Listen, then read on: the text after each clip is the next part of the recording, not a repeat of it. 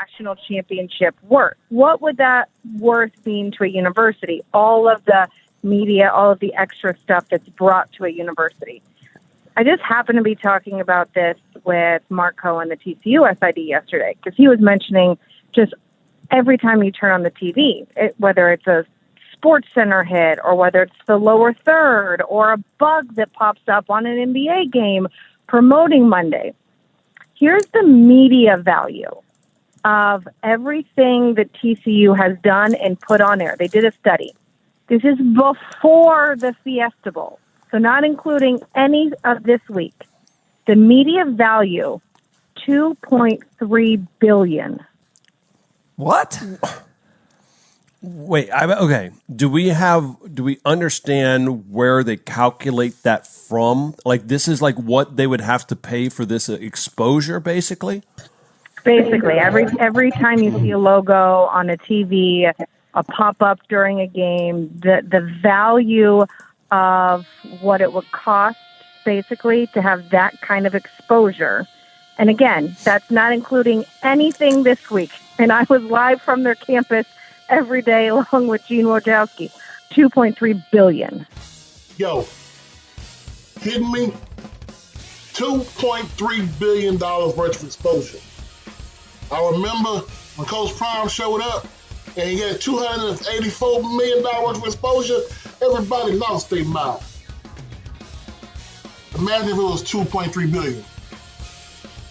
That man would have had a shrine right there in front of Walter Payton. This is what I'm talking about. $2.3 billion. I literally did a video 2 weeks ago saying, was Jackson State the missing piece for Conference USA? If that offer was made, and no, I am not in the circles of Jackson State. I am not in those hallowed halls on 1400 Lynn Street. But if that offer was made, like that commissioner from Conference USA alluded to, you should have took it. This had nothing to do with Coach Prime at all. If he would have left, he would have left. Bye-bye. But the thing is, when they are expanding that damn playoff to 12 teams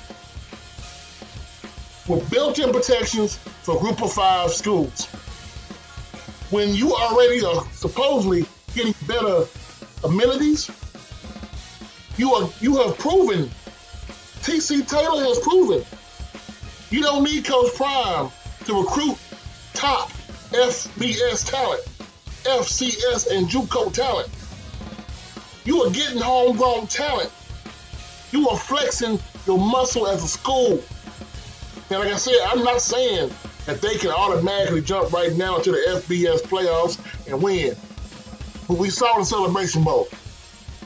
So I'll get that part out of the way, okay? But I am saying the amount of talent being built. If you were in the FBS right now, do you think you would have lost 18 players to Colorado?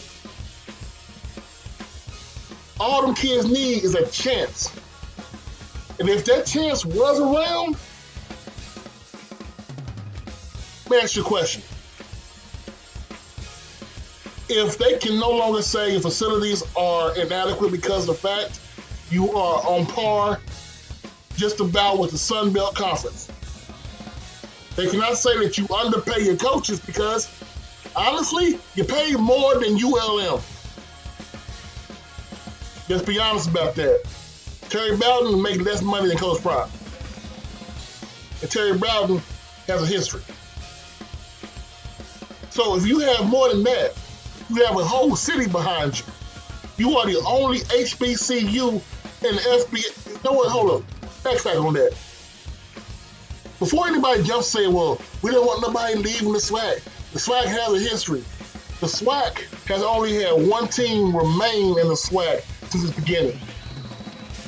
Now, this current roster has been around since 99? And then you add in the Florida schools 2 years ago. Jackson State needs to go FBS. And I mean that. Coach Simmons, I'm out.